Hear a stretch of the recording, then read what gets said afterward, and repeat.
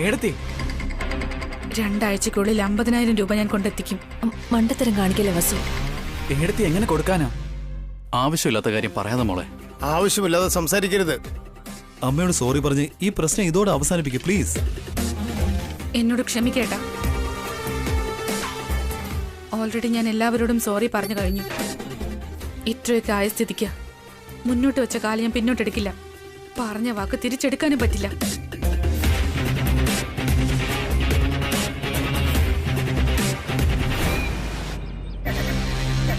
ഞാനിത് വെറുതെ ഒന്നും അല്ല പറയുന്നത്, എടുത്തു ചാടി പറയുന്നതുമല്ല. നല്ലപോലെ ആലോചിച്ചിട്ടാ പറയുന്നത്. ഞാൻ പറഞ്ഞതുപോലെ 2 ആഴ്ചക്കുള്ളിൽ 50,000 രൂപ ഞാൻ തരും.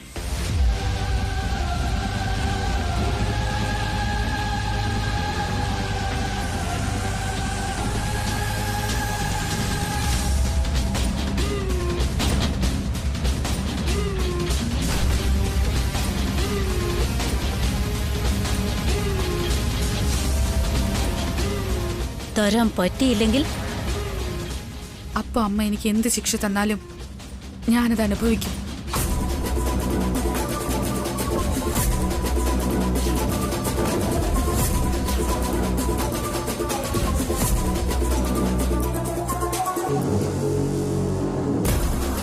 ഞാൻ എന്ത് തീരുമാനിച്ചാലും അത് നിനക്ക് സമ്മതമാണോ?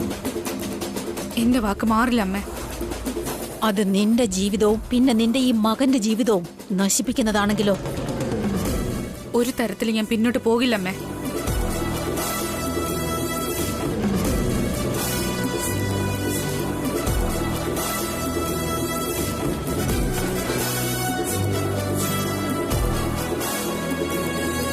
എന്റെ ജീവൻ പോയാലും ശരി, ചെയ്യാത്ത കുറ്റം ഞാൻ ഏൽക്കില്ല.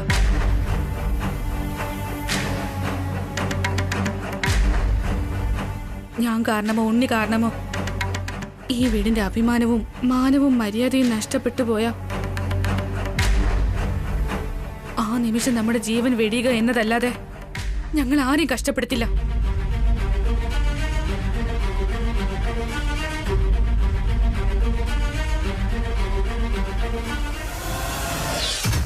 ഇത് അഹങ്കാരത്തോടെയോ തന്റെ ഇടത്തോടെയോ അല്ല പറയുന്നത്. എന്റെ ആത്മാഭിമാനത്തിന് വേണ്ടിയാ ഞാൻ ഈ പറയുന്നത്.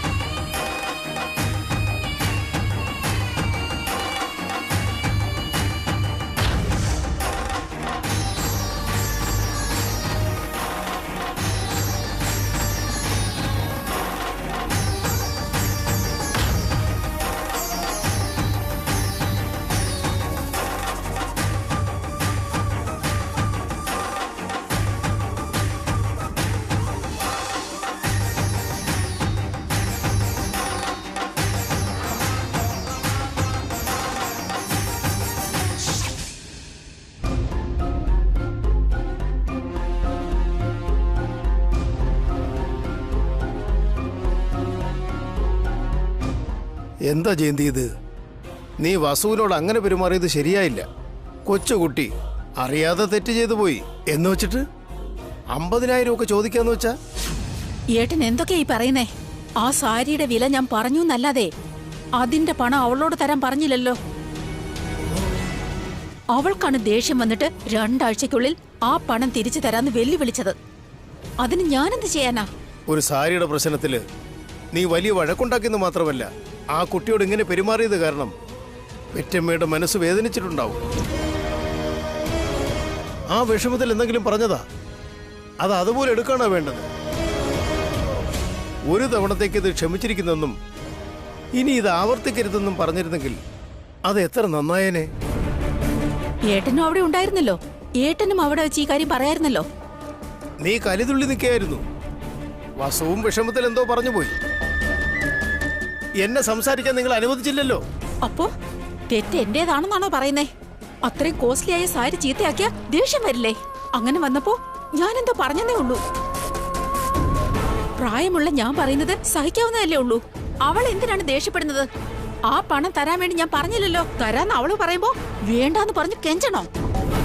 തെറ്റുകൾ എല്ലാവർക്കും സംഭവിക്കുന്നതാണ് ജയന്തി. മുതിർന്നവർ നമ്മളിങ്ങനെ ആവേശം കാണിച്ചാൽ എങ്ങനെയാ? ഇങ്ങനെയുള്ള അവസരത്തിലല്ലേ നമ്മൾ നമ്മുടെ പക്വത കാണിക്കേണ്ടിയിരുന്നത്. നമ്മുടെ പ്രായവും അനുഭവങ്ങളും ഇങ്ങനെയുള്ള അവസരങ്ങളിലല്ലേ പ്രയോജനപ്പെടുത്തേണ്ടത്? അപ്പൊ ഞാൻ എന്ത് ചെയ്യണമെന്നാ പറയുന്നേ? വസുവിനോടും ഉണ്ണിയോടും ചെന്ന് എനിക്കൊരു തെറ്റ് പറ്റിപ്പോയി, നിങ്ങൾ ക്ഷമിക്കണം, ആ പൈസ വേണ്ടാന്നും പറഞ്ഞ് അവരുടെ കാല് പിടിക്കണോ? അവരുടെ കാല് പിടിക്കണമെന്നാണോ പറയുന്നേ? ഞാൻ എന്ത് ചെയ്യണമെന്ന് പറഞ്ഞോളൂ. നടന്നത് തെറ്റ് തന്നെ ജയന്തി. രണ്ടുപേരും ഇതിൽ തെറ്റുകാരാ. ഇപ്പൊ ആർക്കും പറഞ്ഞ വാക്കുകൾ തിരിച്ചെടുക്കാൻ കഴിയില്ലല്ലോ. എന്റെ വിഷമം 2 ആഴ്ചക്കുള്ളിൽ വസു എങ്ങനെ ഈ പണം സംഘടിപ്പിക്കുമെന്നാ. ആ ഭയം അവൾക്കാ വേണ്ടത്. നിങ്ങൾ എന്തിനാ വിഷമിക്കുന്നേ? നമ്മുടെ മരുമകളെയും പേരക്കുട്ടിയെയും നമ്മളല്ലേ ജയന്തി മനസ്സിലാക്കേണ്ടത്? ആണുങ്ങൾക്ക് പോലും 1 മാസം കഷ്ടപ്പെട്ടാലും ഇത്രയും പണം സമ്പാദിക്കാൻ കഴിയില്ല. അങ്ങനെയുള്ളപ്പോ വീട്ടിലിരിക്കുന്ന ഒരു പെണ്ണ്, ഒരു ജോലിക്കും പോകാത്തൊരാൾ 15 ദിവസം കൊണ്ട് 50,000 ഒക്കെ വളരെ കഷ്ടമാണ് ജയന്തി. ആ കഷ്ടപ്പാട് എന്താണെന്ന് അവള് മനസ്സിലാക്കണം. വെറുതെ ശപഥമെടുത്താൽ മാത്രം പോരാ, പറഞ്ഞ വാക്ക് പാലിക്കാനും പഠിക്കണം. അവളല്ലേ പറഞ്ഞത് 2 ആഴ്ചക്കുള്ളിൽ പണം തരാൻ പറ്റിയില്ലെങ്കിൽ എന്ത് ശിക്ഷ കൊടുത്താലും വാങ്ങാൻ തയ്യാറാണെന്ന്. അവള് പണം തരുവോന്നോ അതോ ശിക്ഷ വാങ്ങിക്കുവോന്നോ കാത്തിരുന്ന് കാണാം. ജയന്തി, അപ്പോ വസുവിനെ ശിക്ഷിക്കാനാണോ തീരുമാനം? അങ്ങനെ ഒരു ശിക്ഷ അവള് സ്വയം വരുത്തിയതാ.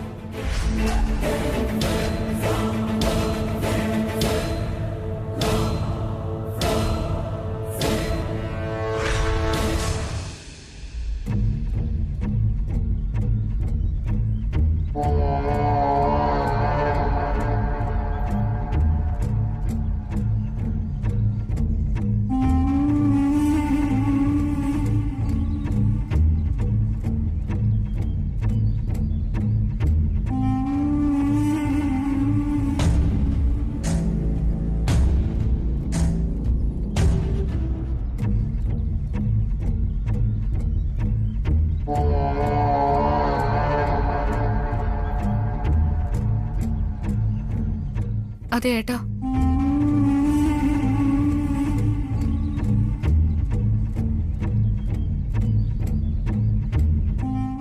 ഏട്ടനെന്താ വല്ലാതെ നിൽക്കുന്ന? തന്നെ കുറിച്ച് താൻ എന്താ വിചാരിച്ചു വെച്ചിരിക്കുന്നത്? തനിക്ക് കോൺഫിഡൻസ് ആണോ ഓവർ കോൺഫിഡൻസ് ആണോ എന്ന് എനിക്ക് മനസ്സിലാവുന്നില്ല. അല്ല, ഞാൻ പറഞ്ഞ പോലെ ഇത് അനുസരിക്കില്ലേ? 2 ആഴ്ചക്കുള്ളിൽ 50,000 എങ്ങനെ കൊടുക്കുമെന്നാ? എങ്ങനെയെങ്കിലും കൊടുക്കണം. താൻ തെറ്റാ ചെയ്യുന്നത്. അമ്മ പറയുന്നത് കേട്ട്, ഇളയമ്മ പറഞ്ഞ പൊട്ടത്തനവും കേട്ട് താൻ തന്നെ അബദ്ധത്തെ കൊണ്ട് ചാടിക്കുക. ഒരു സോറി തന്നെ കൊണ്ട് പറയാൻ പറ്റില്ലേ? അത്രയ്ക്ക് ഈഗോ ആണോ?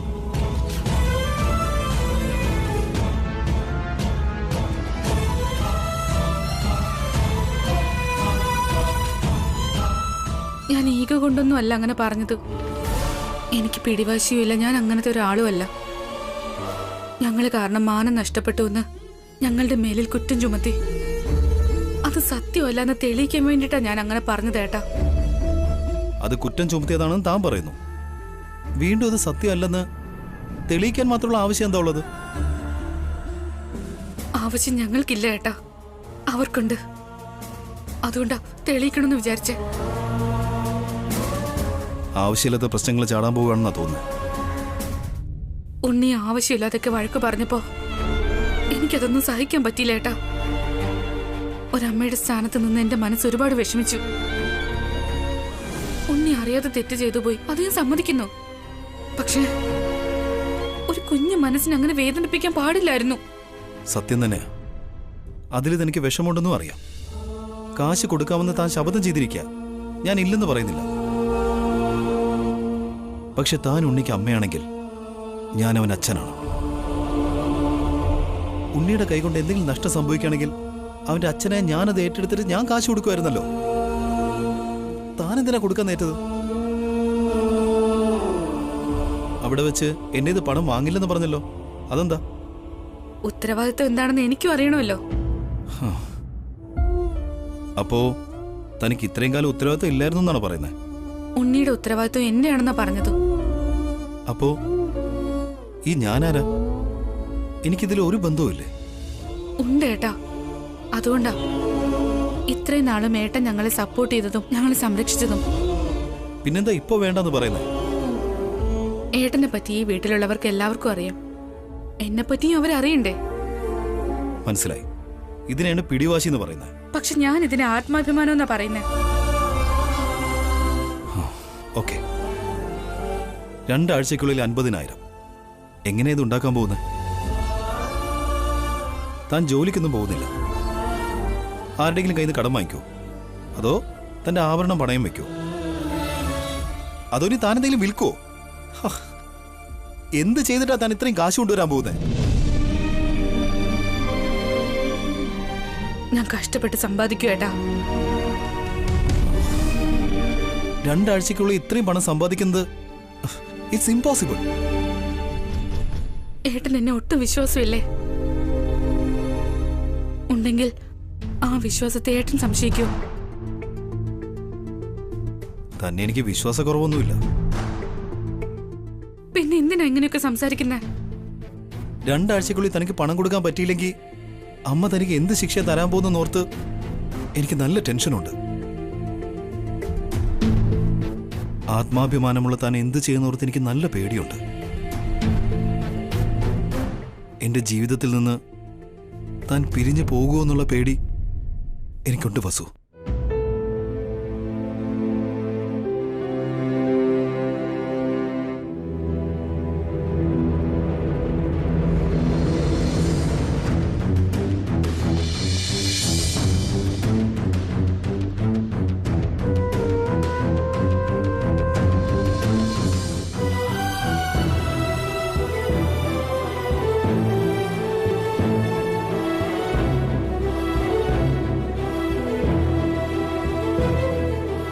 എനിക്ക് മനസ്സിലാവുന്നുണ്ട് ഏട്ടാ. ഞാൻ ഏട്ടൻ ദേഷ്യത്തിലാണെന്നാ വിചാരിച്ച. ഏട്ടന്റെ മനസ്സിൽ എന്താ ഉള്ളതെന്ന് എനിക്കിപ്പോഴാ മനസ്സിലായത്.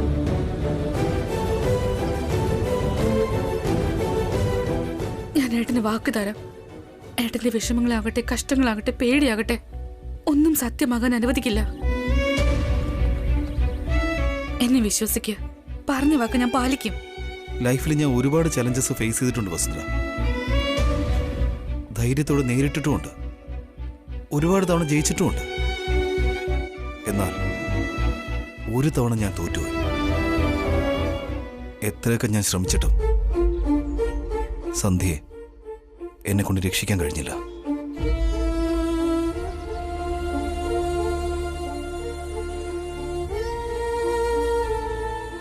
എന്റെ ജീവിതത്തിൽ ഇനി അത് വീണ്ടും ആവർത്തിക്കാൻ പാടില്ല. ഞാനും താനും പിരിയേണ്ട ഒരു അവസ്ഥ ഉണ്ടാവരുത്. താൻ എന്താ ചെയ്യാന്ന് വെച്ചാ ചെയ്തോ, പക്ഷേ താൻ ജയിക്കണം. നമ്മൾ ഒരുമിച്ച് ജീവിക്കണമെങ്കിൽ താൻ ഇതിൽ ജയിച്ചേ മതിയാവൂ.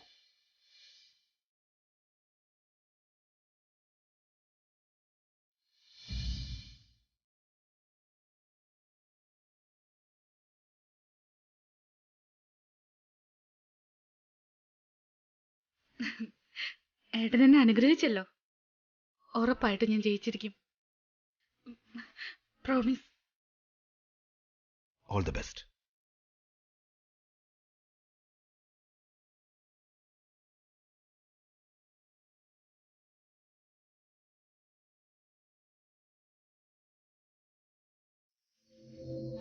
ഈ വസൂന് ഇത് തന്നെ വേണം. ഇതോടെ ഇവളുടെ അഹങ്കാരം അടങ്ങും. 2 ആഴ്ച കൊണ്ട് 50,000 രൂപ കൊടുക്കാമെന്ന് സിനിമയിലെ സൂപ്പർ സ്റ്റാറിനെ പോലെ അവൾ ഡയലോഗ് അടിച്ചു. അങ്ങനെയൊക്കെ സിനിമയിൽ മാത്രമേ നടക്കൂ. നിസ്സാര 50 രൂപ പോലും ഉണ്ടാക്കാൻ കഴിയാത്തവളായി ഇവള്. എന്നാലും 2 ആഴ്ച കൊണ്ട് 50,000 രൂപ കിട്ടണമെങ്കിൽ ഒരു ദിവസം എത്ര രൂപ സമ്പാദിക്കണം?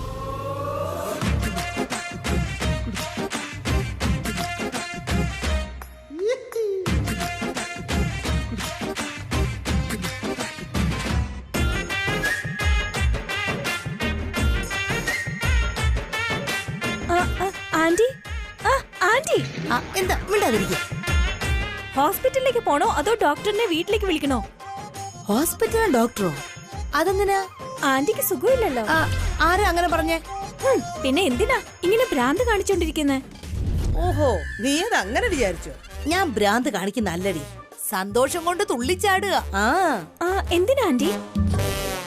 ആ വസു ഒരു ഏടാകൂടത്ത് പെട്ടിരിക്കല്ലേ. 2 ആഴ്ച കൊണ്ട് 50,000 രൂപ തരാമെന്ന് വലിയ കാര്യത്തിൽ ശപഥം ചെയ്തിരിക്കല്ലേ. ആ കാശ് കൊടുത്തില്ലെങ്കിൽ എന്ത് ശിക്ഷയ്ക്ക് അവള് തയ്യാറാന്നല്ലേ പറഞ്ഞത്? ഓ, അതിനാണോ ഈ സന്തോഷം? അപ്പോ വസുവേട്ടത്തെ കൊണ്ട് കാശ് തയ്യാറാക്കാൻ പറ്റില്ലെന്നാണോ? ആന്റി വസുവേട്ടത്തെ കുറച്ച് കാണുവാ. വസുവേട്ടത്തെ മൾട്ടി ടാലന്റഡാ, എങ്ങനെയെങ്കിലും കാശ് റെഡിയാക്കും. പിന്നെ നടക്കുന്ന കാര്യം പറ. അവൾക്ക് അബിയുടെ സപ്പോർട്ട് ഉണ്ടാവാൻ പാടില്ലെന്ന് നിന്റെ അമ്മായി പറഞ്ഞതല്ലേ. പിന്നെ അവൾ എവിടുന്ന് കാശുണ്ടാക്കാനാ? വീട് വിട്ട് പുറത്തേക്കൊന്നും പോവാതെ കാശ് സമ്പാദിക്കാന്ന് പറയുന്നത് വലയില്ലാതെ മീൻ പിടിക്കുന്നത് പോലെയാ. ആന്റി പറയുന്നത് ശരിയാ. പക്ഷെ വസുവേട്ടത്തിയെ നമ്മൾ കുറച്ച് കാണാൻ പാടില്ല ആന്റി. അവരെന്ത് വേണമെങ്കിലും ചെയ്യും. അവൾ എന്ത് ചെയ്താലും നമ്മൾ എന്തെങ്കിലും തന്ത്രം വേണം. അവൾ ഈ പൈസ ഉണ്ടാക്കാതെ നോക്കുകയും വേണം. ഈ മത്സരത്തിൽ നമുക്ക് അവളെ തോൽപ്പിക്കണം. ഈ 2 ആഴ്ച കൊണ്ട് 50,000 രൂപ എന്നല്ല, 5ന്റെ പൈസ പോലും അവളെ കൊണ്ട് സമ്പാദിക്കാൻ സമ്മതിക്കരുത്. അതില് നമുക്കെന്താ ലാഭമുള്ളത്? എന്തെങ്കിലും ഒരു ലാഭം ഉണ്ടെന്ന് വെച്ചോ. ആ കാശ് അവള് സമ്പാദിച്ചില്ലെങ്കിൽ എന്ത് ശിക്ഷയ്ക്കും തയ്യാറാണെന്ന് വാസു ഡയലോഗ് അടിച്ചില്ലേ. നിന്റെ അമ്മായിയോട് പറഞ്ഞ് അവളെ അവളുടെ മകനെയും ഈ വീട്ടിൽ നിന്ന് നമുക്ക് ഓടിക്കാം. അതിനുശേഷം നമുക്ക് ശത്രുക്കളെ ഇല്ല. ഇങ്ങനെ പറഞ്ഞുകൊണ്ടിരിക്കാനൊക്കെ എളുപ്പമാണ്, പക്ഷെ ഇത് നടക്കും ആന്റി. നടത്തിയേ പറ്റൂ. ആ വസുവിനെ അവളുടെ മകനെയും ഈ വീട്ടിൽ നിന്ന് പുറത്താക്കണമെന്ന് തുടക്കം മുതലേ എന്റെ വാശിയാ. അവളോട് നമ്മൾ ഇതുവരെ ഒരു തവണ പോലും ജയിച്ചിട്ടില്ല. ഇത്തവണയെങ്കിലും ജയിക്കണം. ഭയങ്കര വാശിയോടാണല്ലോ ആന്റി ഇരിക്കുന്നേ. എത്ര തവണയാ നമ്മൾ അവളോട് തോറ്റ് അപമാനപ്പെട്ടിട്ടുള്ളത്. ഇനി എത്ര നാളിങ്ങനെ ജീവിക്കാന്? നമ്മളും ജയിക്കണം. നോക്ക്, നാളെ മുതൽ നിന്റെ ബുദ്ധിക്കും എന്റെ ബുദ്ധിക്കും വിശ്രമമില്ല. ബുദ്ധിയെ ആയുധമാക്കി നമ്മൾ അവളെ ആക്രമിക്കണം. ഇന്നേക്ക് 15ാമത്തെ ദിവസം ആ ഉണ്ണി അവളും ഈ വീട്ടിൽ നിന്ന് ഉറപ്പായിട്ടും പുറത്തേക്ക് പോകണം. ഓക്കേ?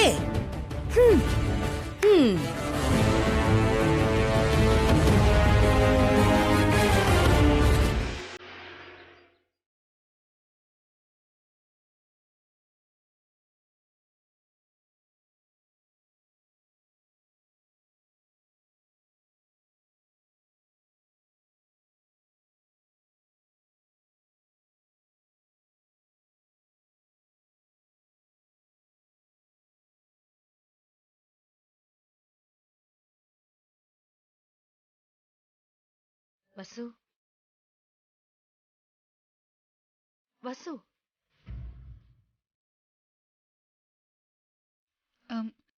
സോറി ചേച്ചി, ഞാനെന്തോ ആലോചിച്ചോണ്ടിരിക്കുവായിരുന്നു. ഇതാ പിടിക്ക്.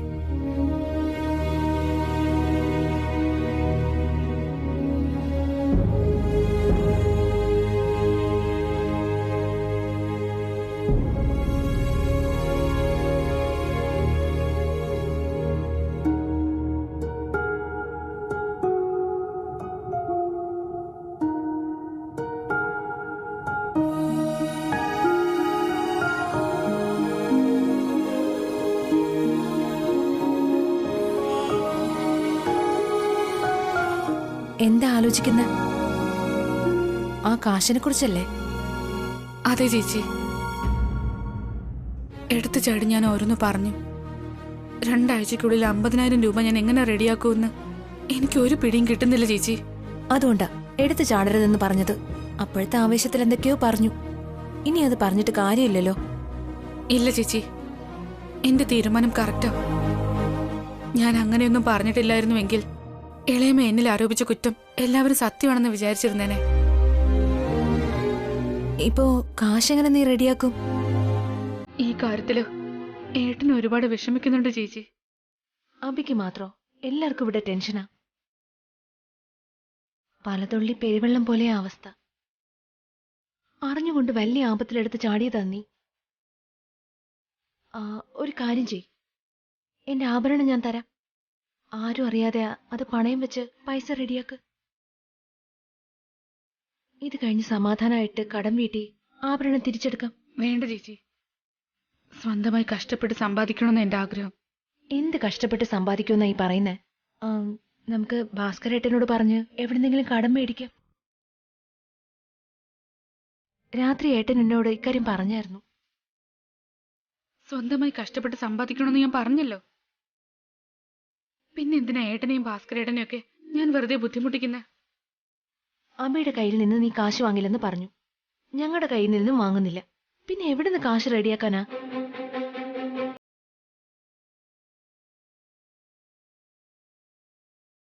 എനിക്കറിയാവുന്ന എന്തെങ്കിലും ഒരു ജോലി കണ്ടുപിടിക്കണം ചേച്ചി. നിന്റെ പഠിത്തത്തിന് എടുപിടിന്ന് ഇപ്പൊ എവിടുന്ന് ജോലി കിട്ടാനാ? അഥവാ കിട്ടിയാലും 50,000 രൂപ സാലറി കിട്ടുമോ? മാത്രമല്ല ഈ മാസം അവസാനത്തിൽ എങ്ങനെ സാലറി കിട്ടും? അപ്പൊ ജോലി വേണ്ട ചേച്ചി. വേറെ ഏതെങ്കിലും ടാലന്റ് തന്നെ യൂസ് ചെയ്യണം. വേറെ ടാലന്റ് എന്ന് പറഞ്ഞ